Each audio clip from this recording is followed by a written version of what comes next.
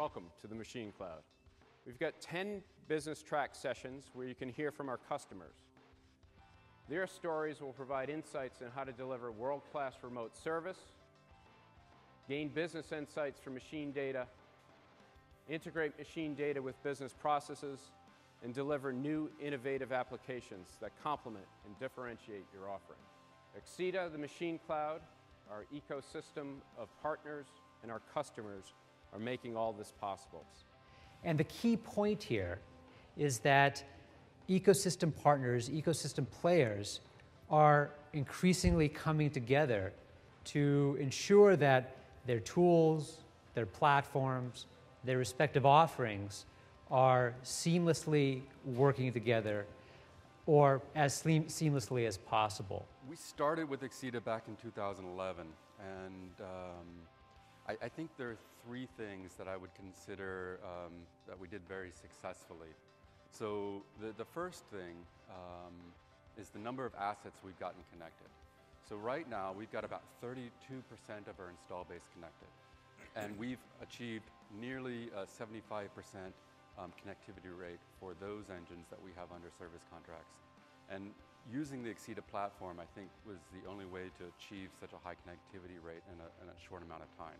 Not only do customers want to be able to connect into different platforms, but they want self-service and they want business analysts and operators to be able to take the information, mash it together, and create visualizations and dashboards.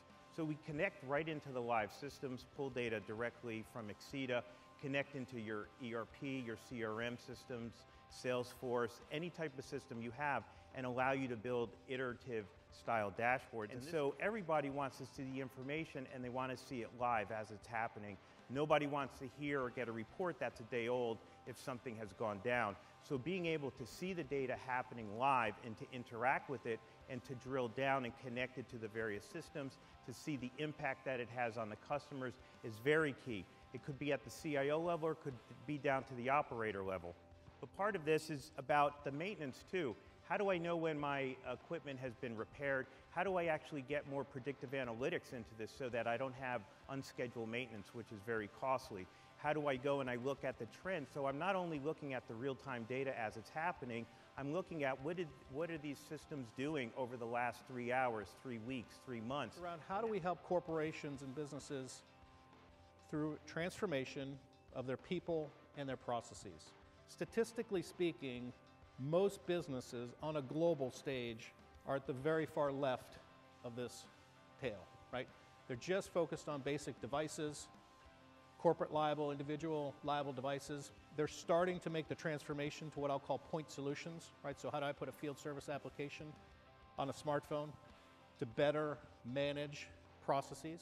In the nirvana, and you've heard a couple of examples earlier today, are the companies at the far end of that curve that truly transform their business. And I would argue what you're going to start to see are companies that transform their industries. That the trend in terms of machine-to-machine deployments over the next couple of years is what I call up and to the right, right? We're seeing more and more deployments.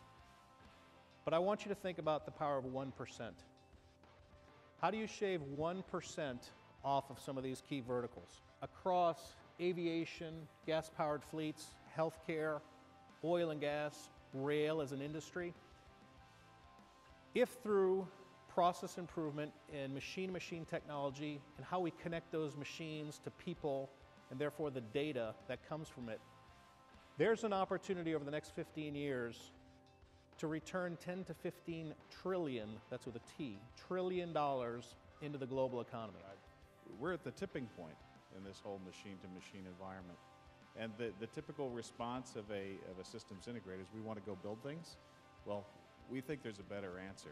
We'd like to build little things that tie together this ecosystem and make it a much, much more valuable proposition that starts taking us to the tipping point and making the machine-to-machine environment something that we all drive forward with the same velocity that Andrew described.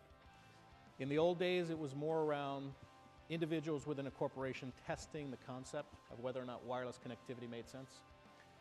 Today, this is very much a C-level discussion. In fact, I leave this conference Thursday morning and I'm spending time with one of the largest insurance companies in America. and their chief marketing officer. The reality is, and this is an Axeda point that we got drilled into our head way back ago, and it's so true. 80% of the requirements, whether we're talking about heavy equipment tractors, connected cars, remote patient monitoring, you name it, you name it, you name it. About 80% of those, in terms of the way we deal with data, the way we manage it, is the same. The UI, the application layer, the devices, right, the edge sensors, those are different. But the way we handle a lot of this stuff becomes very repeatable from customer engagement to customer engagement. For some of you who are just getting into this space, you're going to see things that you never would have thought about in the business case. How do you manage that data? How do you make sense of it in a real-time environment? I'd also encourage you, from an investment perspective, to put aside time, energy, and money for proof of concepts. We have a lot of great ideas in the industry. A lot of enterprise customers are being overwhelmed with all the things that are in front of them.